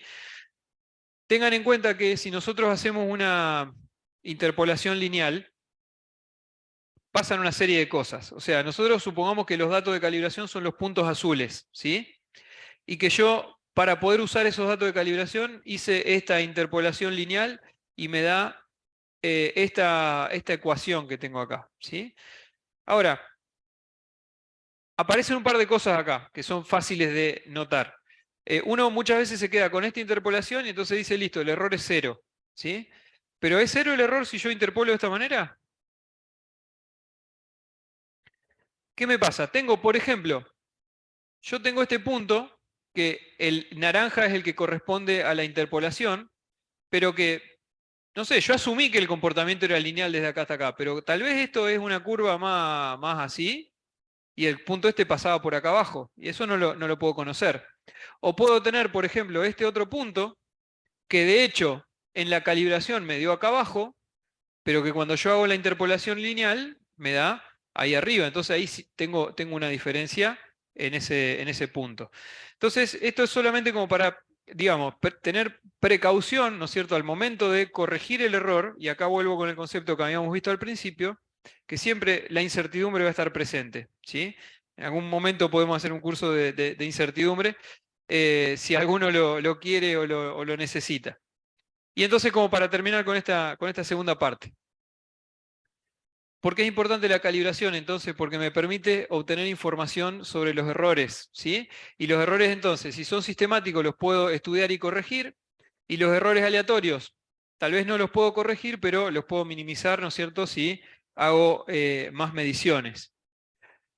Acá aparece entonces la segunda pregunta. Podríamos incluso volver a repetir las dos primeras, o sea, ¿es importante calibrar un instrumento nuevo, digamos? Y bueno, sí, porque tengo que conocer los errores, pero vamos a esta otra. ¿Es importante la calibración si los resultados son solo relativos?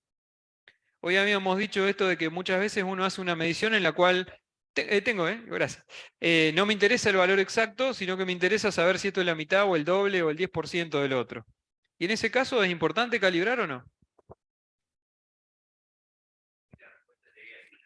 Sí, porque yo puedo tener una respuesta del instrumento que sea lineal, y entonces esto no era el doble de esto. Esto en realidad era 2,1 vez esto, ¿sí? Entonces, si yo no conozco la respuesta del instrumento, no puedo estar seguro de lo que estoy haciendo, aún cuando estoy sacando conclusiones del tipo, bueno, estoy comparando un valor con el otro, ¿sí? Pensemos en cualquiera de los casos que yo tengo acá. O sea, si yo mido, mi valor de referencia pasa de 4 a 2, ¿sí? Mi valor de referencia, el real, el que yo debería estar midiendo, pasa de 4 a 2. Pero mi instrumento está pasando de 4,5 a 2,5. Claramente las relaciones son distintas, ¿sí? Entonces, siempre es importante la calibración, aun cuando haga mediciones de índole comparativa, digamos, ¿no? Aun cuando no me interese el valor exacto, salvo que estuviera en algún rango muy acotado dentro de lo que estoy tratando de medir. Bien. Vamos entonces con la última partecita como para ir finalizando la charla, que tiene que ver con lo siguiente.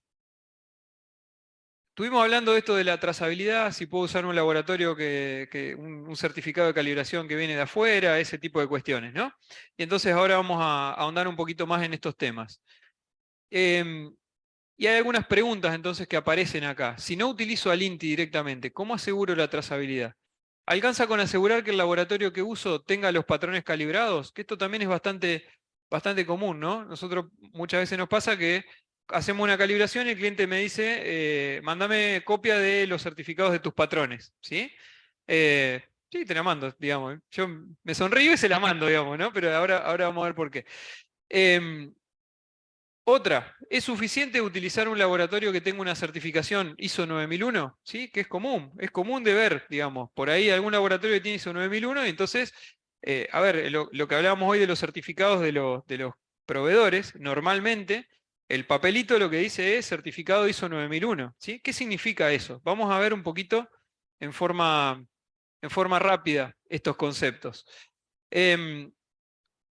En nuestro país funciona lo que es el Sistema Nacional de Normas, Calidad y Certificación, que involucra a algunos actores que vamos a ir viendo, pero nos vamos a centrar en dos conceptos acá, que son el de certificación y el de acreditación, para poder entender bien de qué estamos hablando. ¿Qué es la certificación? La definición está más o menos ahí. Yo lo que voy a hacer, mientras ustedes la leen, es mostrar cuáles son los elementos que componen la certificación, que son estos que están acá. Para poder hablar de certificación, tenemos que tener un objeto, que es lo que yo voy a certificar. ¿Qué es lo que se puede certificar? Se puede certificar un producto, un proceso, un sistema o una persona. Esto es lo que yo puedo certificar, ¿sí? Lo que puede ser objeto de certificación. Para certificar este objeto tienen que existir requisitos contra los cuales yo hago una evaluación. O sea, yo puedo certificar que un determinado producto, por ejemplo, que este producto que es una plancha eléctrica, está conforme a los requisitos de la norma de producto de planchas eléctricas de seguridad, que es la IEC 6335-2-2, me parece que es. Entonces, yo estoy diciendo, hago una evaluación y certifico que esta plancha cumple con esa norma. Hago una evaluación de una persona, por ejemplo, de un inspector de soldadura, y digo, bueno, que cumple con la norma IRAM IAS 1 no sé cuánto de inspectores de soldadura. Y así, lo que estamos haciendo es evaluar algo contra requisitos, ¿sí? Eso es una evaluación. Esta evaluación la hace un organismo, que es lo que llamamos un organismo de certificación, y extiende un certificado, ¿sí? En alguna parte de esto termina con un papel que dice, este producto, persona, acuérdense bien de estas 4 cosas: producto, proceso, sistema o persona, que es lo que se puede certificar, cumple con estos requisitos. ¿Qué es la acreditación? Vuelvo, mientras ustedes leen la definición, a tratar de analizar cuáles son las cosas que componen la acreditación. Primero, tenemos también un objeto que podemos acreditar. En la certificación eran 4 objetos posibles, en la acreditación es uno solo. Porque la acreditación es el procedimiento mediante el cual un organismo autorizado reconoce formalmente que un organismo o individuo es competente para desarrollar tareas específicas de evaluación de conformidad. O sea, lo único que se puede acreditar es una entidad que puede ser unipersonal que haga evaluación de conformidad. ¿Sí? Esto está sujeto a un alcance, porque me dice que son tareas específicas de evaluación de conformidad. Entonces, cuando ustedes vean un alcance de acreditación, van a ver que dice que el Laboratorio de Metrología del Litoral está acreditado para calibrar balanzas de tal tipo, en tal rango, con tal incertidumbre, ¿sí? Son específicas. Y cuando digo específicas, son súper específicas las actividades que uno tiene acreditadas. ¿Qué es lo que se acredita? La competencia técnica, ¿sí? O sea, este organismo reconoce formalmente que somos competentes para realizar estas actividades. ¿Quién hace la acreditación? Un organismo autorizado, que en nuestro país el único es el OA, hay otros países que se manejan un poco distinto, y finalmente también hay un certificado, que en este caso es el certificado de acreditación. El universo de normas que se certifican no es infinito porque las normas no lo son, pero le pegan el palo, digamos. Podemos certificar prácticamente cualquier cosa. Por otro lado, las normas para acreditación son bastante menos y son justamente enfocadas a quienes hacen evaluación de conformidad, como, por ejemplo, laboratorios, organismos de certificación de distintos sistemas, personas, productos, procesos, servicios, etc. Los propios organismos de acreditación también tienen su norma específica. Ahora fíjense que lo que me dice, hay una diferencia fundamental acá. Yo puse normas que se certifican y no puse normas que se acreditan. ¿Sí? ¿Por qué? Porque yo no acredito la 17.025. La 17.025 tiene requisitos para asegurar mi competencia técnica para hacer algo. ¿Sí? Entonces, la 9001 está todo bien. Yo lo que hago es certificar mi sistema de gestión en base a la 9001, listo. Tengo un certificado de sistema de gestión que cumple con la 9001. En el caso de un laboratorio, no dice que el laboratorio cumple con la 17.025. No. Dice que el laboratorio es competente en base a esa norma para alguna actividad específica. ¿Sí? Esa es la diferencia que hay. Y entonces, la certificación y la acreditación tienen cosas en común y tienen cosas diferentes. En común que en ambos estamos hablando de que tenemos un sistema de gestión implementado. Ambas, la 17.025 también tiene todo un capítulo que es casi una copia de la 9001 para lo que es la parte del sistema de gestión. Pero hay algunas diferencias fundamentales. La certificación puede ser de primera, segunda o de tercera parte, mientras que la acreditación siempre es de tercera parte. ¿Qué es esto de primero, segundo o tercera parte? Cuando hablamos de primera parte hablamos de de mí, de la entidad, del propio fabricante, por ejemplo. Y entonces por eso cuando hablábamos hoy de los certificados, de los instrumentos, el fabricante puede darme un certificado de primera parte, de decir, sí, quédate tranquilo que yo te aseguro que esto cumple con las especificaciones. Él mismo se certifica, ¿sí? Eso es una certificación de primera parte. Y eso en algunos países incluso es válido para la certificación de productos, para lo que fuera, ¿no? Acá en Argentina, por ejemplo, la certificación tiene que ser de tercera parte, por ejemplo, para lo que son productos eléctricos, ¿sí? Tiene que ser una de tercera parte. Pero el mercado CE en Europa, el propio fabricante dice, sí, yo certifico que esto está ok, ¿sí? Y se hace cargo él. Ahora, si no llega a estar ok, claro, sí, es un poco distinto que acá, ¿no? Segunda parte es una certificación por parte del cliente, ¿sí? O sea, yo hago una evaluación y certifico a mi proveedor que cumple con lo que yo necesito, por ejemplo. Y tercera parte es a través de un tercero, de un organismo totalmente distinto, que es como suele funcionar la certificación. Pero la acreditación siempre es de tercera parte, siempre tiene que haber alguien de afuera que evalúa y que asegura la competencia técnica del organismo, puede ser un laboratorio, un organismo de certificación o lo que fuera. Pero lo más importante tiene que ver con esto. La certificación solamente apunta a la conformidad con requisitos, ¿sí? Este producto cumple con estos requisitos, esta persona cumple con estos requisitos, este sistema cumple con estos requisitos. La acreditación va más allá porque apunta a la competencia técnica, ¿sí? Que es mucho más. ¿Y qué implica la competencia técnica? La competencia técnica implica, hablando un poquito de lo que me preguntabas vos al principio, que el personal sea técnicamente competente, que tenga la formación que tiene que tener, que conozca los métodos, que trabaje de acuerdo al sistema de gestión, etc. Que los métodos utilizados sean válidos también, ¿sí? Quienes trabajan con 17.025 saben, el capítulo 7.2 me pide específicamente que mis métodos tienen que ser métodos reconocidos, publicados en normas nacionales o internacionales o validados por el laboratorio con toda una metodología. Entonces, la competencia técnica pasa también porque los métodos que estoy utilizando sean los adecuados para la tarea que estoy haciendo. Por supuesto, incluye la trazabilidad de los resultados, además el mantenimiento de esas calibraciones, no que calibré una vez y ya está, sino que le hago un seguimiento periódico a los equipos, a las calibraciones y aseguro esa trazabilidad en el tiempo. Que tengo las instalaciones y condiciones adecuadas y que tengo medidas que aseguran la validez de los resultados, ¿sí? Comparaciones interlaboratorios, comparaciones intralaboratorios, repeticiones de mediciones, uso de instrumentos distintos para hacer lo mismo, para verificar que esté todo bien, ¿sí? Todo ese paquete de cosas es el que uno acredita, ¿sí? ¿A dónde va a parar todo eso? A que cuando uno mira un certificado de calibración acreditado, espera, por lo menos, encontrarse con esto, ¿sí? Con este sello.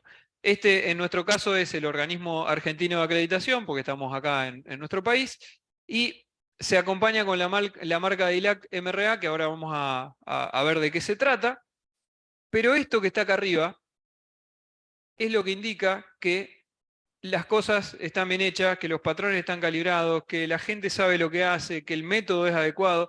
Por eso yo les digo cuando, con todo el respeto por eso, pero digamos, cuando yo le mando a un cliente un certificado así y me pide la copia de mis certificados, y sí, me sonrío y se lo mando, digamos, pero esto es infinitamente más superior que pedirme una copia de un certificado, ¿sí? Porque esto implica que vino un experto en el área a evaluar que yo hago lo que hago como corresponde, que tengo los patrones, que tengo las instalaciones, que etcétera, etcétera, etcétera, que mil cosas más que no puse en la diapositiva, ¿no? Cómo trato los documentos, los registros, el respaldo que tiene todo eso, una larga lista de etcéteras que aparecen por ahí, ¿sí? Entonces, en nuestro país nosotros tenemos esta estructura en la cual nuestro organismo de acreditación es el OA. El OA es el único organismo autorizado para acreditar todo tipo de laboratorios, organismos de inspección, de certificación y demás, proveedores incluso de materiales de referencia, que ellos tienen la 17.043, si mal no recuerdo, proveedores de ensayos de aptitud, y también para monitorear buenas prácticas de laboratorio. Pero el OA, que esto es lo interesante, lo importante, es signatario de acuerdos de reconocimiento mutuo, son los MRA, esos que vimos recién, con distintos organismos, ¿sí? Uno de ellos, el más importante para los que estamos acá sentados, entiendo, es ILAC, ¿sí? Pero tenemos también otros organismos que ahora los vamos a mencionar. ¿Para qué sirven estos acuerdos? Porque hacen que las acreditaciones del OA sean reconocidas en todos los países firmantes de esos acuerdos, ¿sí? Lo que hacen estos países es ponerse de acuerdo, valga la redundancia, en decir, bueno, yo te voy a aceptar tus certificados y vos me tenés que aceptar los míos. Esas son básicamente las reglas del juego. Y también, en algún caso donde hay algún gris en la norma, muchas veces se establecen condiciones específicas, ¿no es cierto? Que ILAC, digamos, pone directivas específicas a ser aplicadas para poder acceder a esos reconocimientos. Esto funciona de manera bilateral, entonces, volviendo a lo que decíamos hoy. ¿Cómo puedo saber yo, digamos, si un certificado que viene de un cliente, de un proveedor del exterior, es válido o no? Bueno, una cosa es esta, ¿sí?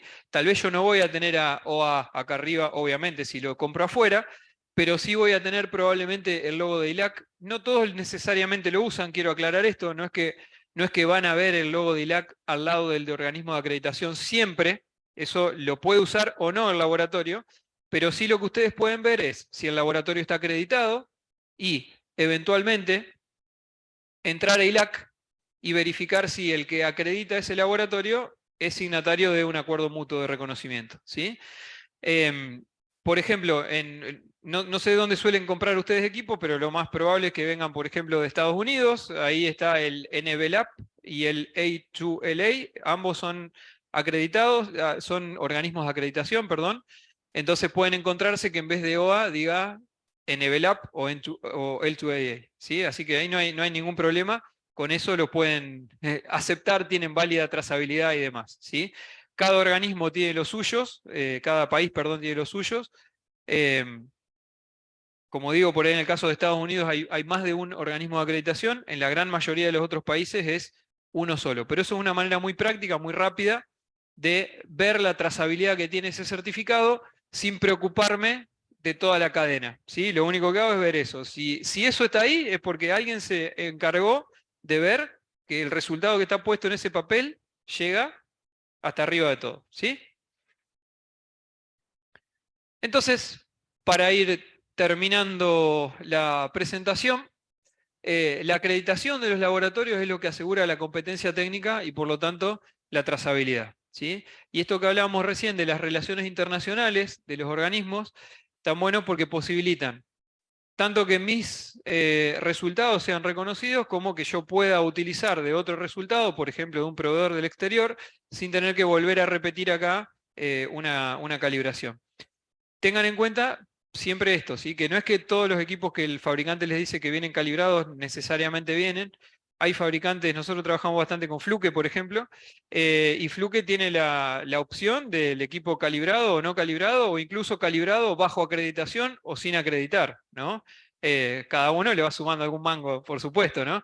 Entonces, bueno, pero digamos, ahí hay que ver, ¿no es cierto?, qué conviene.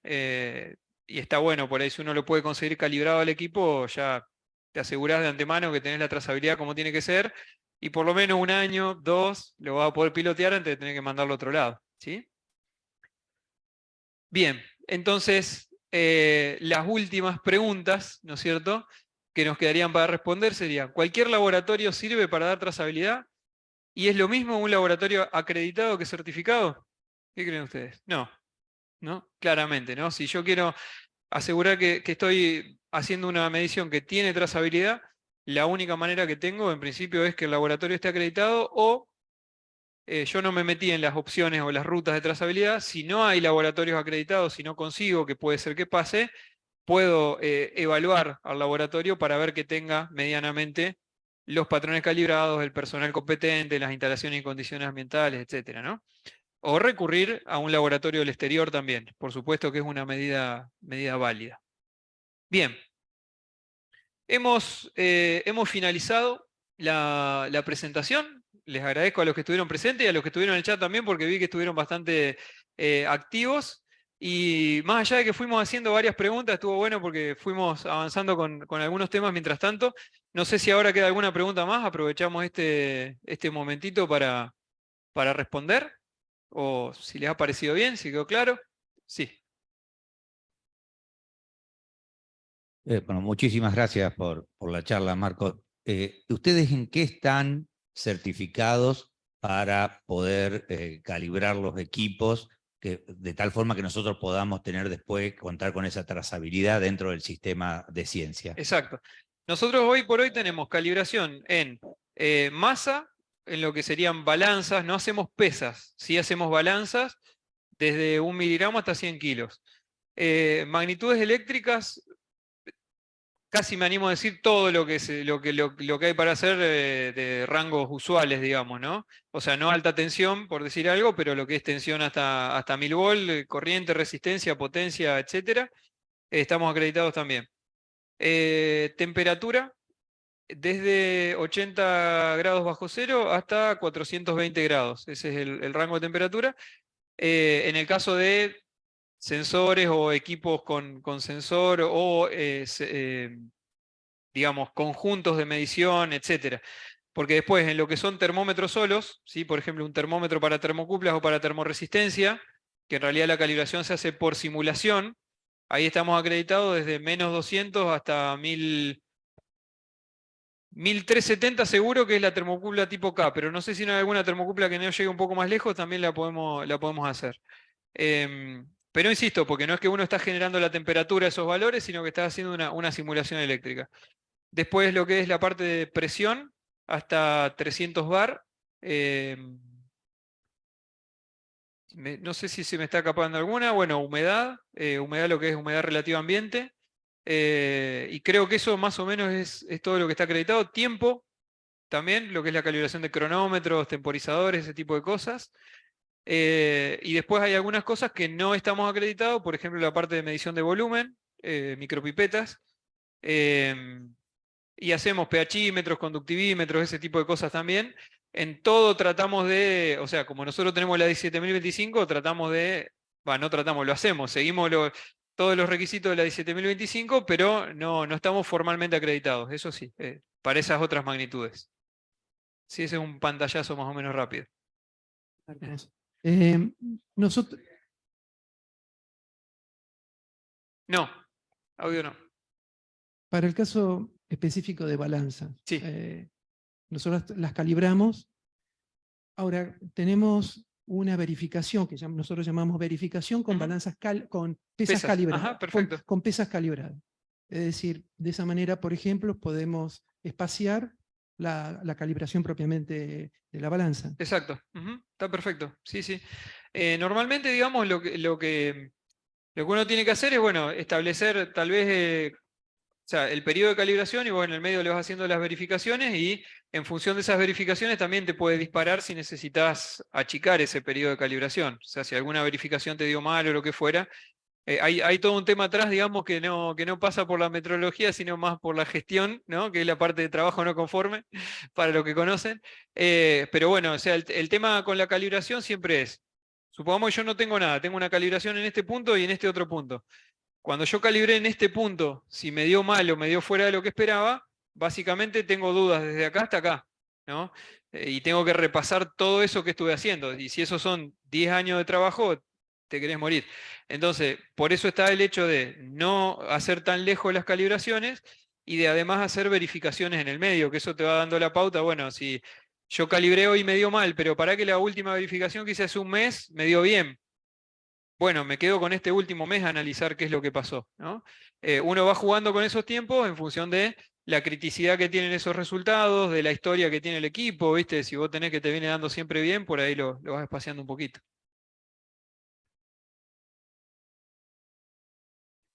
En el chat no hay nada. Perfecto. La gente del ICIBET dice sí al curso de incertidumbre. Ah, bueno. Así que es como que... Bueno, el resto te agradecemos mucho, Marcos. Bueno. Voy a aparecer porque estoy como voz en off, pero desde la Oficina de Vinculación Tecnológica queremos agradecer a todos los presentes, los que están en modalidad híbrida y presencial, por prenderse, y que cuentes dos cosas, porque los investigadores investigan, pero también transfieren. Entonces, como investigadores, ¿cómo pueden pedir el servicio de certificación al LAMIEM? Porque eso no lo dijimos. Exacto. Después te hago otra preguntita. Bueno, respecto de las calibraciones que ustedes necesiten para lo que son instrumentos del CONICET, digamos, y dentro de lo que hacemos nosotros que tenemos como servicio general, son sin cargo si se solicitan a través del departamento correspondiente, a través de una PAT, ¿sí?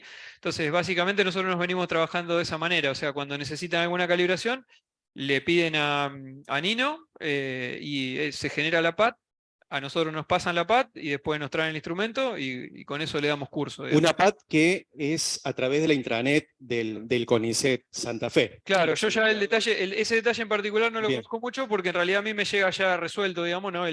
Como el pedido, pero bueno, sí, eso lo pueden consultar con Nino. Y aparte de eso, necesitan contactarlos a ustedes a través de un correo electrónico, Sí, venir al CCT. exacto, yo creo que creo que en la primera presentación estaba mi correo en el primer slide, el mío personal, y si no es LabMet, la parte de calibraciones es LabMet de Laboratorio de Metrología, @ es medio largo, pero bueno, FRSF de Facultad Regional Santa Fe, .utn.edu.ar. Ese es el correo. Hay un link en la página del CONICET, También hay. que te sí, puede sí. llevar tranquilamente Ujú. al laboratorio y contactarlo Exacto. o visitarlo presencialmente Ujú. en el CCT, Exactamente. siguiendo directo por la avenida apenas entran. Cuando el investigador o los investigadores hacen transferencia tecnológica, por ahí generan ciertos productos que desde la Oficina de Vinculación Tecnológica tenemos que decir que nuestros laboratorios no están certificados. Ujú. Ustedes sí. Entonces, ¿cómo se te ocurre por ahí que podemos hacer esa vinculación entre un privado que los contrata a ellos, hace la investigación y desarrollo de un dispositivo Ujú. que ustedes están capacitados para probarlo, para calibrarlo o para certificarlo, por así Claro. decirlo? ¿Se te ocurre alguna forma? Sí, o sea, nosotros en lo que es la parte de calibraciones, que es lo que más hablamos hoy, hay un montón de servicios que hacemos de calibración, de medición en todas estas magnitudes, pero además está toda la otra parte que es la parte de ensayos, Eso te iba a decir. que ahí también estamos acreditados por el OA para un montón de rubros diferentes de ensayo, que digamos, les comento así a grandes rasgos, pero después la idea es siempre que hay una inquietud que lo consulten igual, y ahora explico por qué. Nosotros, el laboratorio son 4 áreas de ensayo. Tenemos el área de lo que es seguridad eléctrica, compatibilidad electromagnética, eficiencia energética y alta tensión y campos electromagnéticos y demás. En lo que es seguridad eléctrica, nosotros hacemos ensayos de productos eléctricos justamente para certificación, o sea, los productos que se venden en el país tienen que estar certificados y para eso nosotros hacemos los ensayos en un montón de cosas, ¿no es cierto? Desde electrodomésticos, máquinas de herramientas, equipamiento de oficina, luminarias, un montón de cosas. Pero la seguridad eléctrica no es solamente que yo no me quede pegado, digamos, al tocar el equipo, o sea, involucra un montón de ensayos de un montón de cosas que pasan desde, por ejemplo, un ensayo, una herramienta que tiene una aislación plástico, de goma o lo que fuera, someterla a un envejecimiento acelerado, que son tal vez ciclos de 80 grados bajo cero, 200 grados por una semana, de tanto tiempo en cada uno. Bueno, como esto hay miles de cosas, de corrosión con niebla salina, etcétera, etcétera. Entonces, ¿qué pasa? Tal vez uno necesita hacer un ensayo específico de envejecimiento en un componente y ni se le ocurriría pensar, bueno, este laboratorio eléctrico que tiene que ver, y tal vez nosotros sí tenemos el dispositivo para hacerlo. O resistencia mecánica, resistencia a la fatiga, muchas de ese tipo de cosas que se hacen que pueden llegar a servir. Otra rama importante es lo de compatibilidad electromagnética, que en muy breves palabras, la compatibilidad electromagnética es cómo se comporta, lo que hacemos nosotros es la inmunidad electromagnética, cómo se comporta un equipo en un entorno electromagnético que puede ser desde que tenga una antena de radio al lado de mi casa, hasta que tenga un microcorte en la red, hasta que esté cargado de electricidad estática y toque el equipo y le dé una chispa. Eso se usa muchísimo, por ejemplo, para equipos de electromedicina y demás, pero hemos hecho ensayo en otro tipo de cosas, ¿no? Para algún componente que va en un satélite, bueno, hay un montón de cosas que pasan por ese lado y que por ahí tal vez en los desarrollos que están haciendo acá necesitan alguna cuestión específica al respecto y bueno, eso se puede manejar. Y a su vez se manejan con los privados directamente. Sí. También. Así que, digamos, el arreglo es cuestión de hablarlo con ustedes Exacto. y ver la forma de poder... Exacto, sí, nosotros estamos, si bien es un laboratorio que pertenece a la universidad, el laboratorio brinda servicios a terceros, de hecho, casi todo lo que hacemos son servicios a terceros en el laboratorio, y así que estamos todo el año, digamos, ¿no? A disposición. Muy bien, bárbaro. Así que estamos invitados a visitar, más que nada, ¿no? Exacto. Para que puedan ver las Seguro, cuando quieran. instalaciones que están buenísimas también y puedan ver todas las facilidades que tienen acá a mano, aparte. Así que bueno, Muy Bueno, bien, muchas gracias por dale. estar y aguardamos sus consultas. Está también el correo electrónico de la Oficina de Vinculación a disposición para poder, poder acercarles o a Nino, al área de Nino Ortiz, o al área de la dirección de Marcos en el LAMIEN, lo que ustedes están necesitando. ¿Eh? Bueno, muchas gracias a los que estuvieron acá presentes y gracias por el espacio también. Muchas gracias. Gracias. Hasta luego. Bien. Incertidumbre.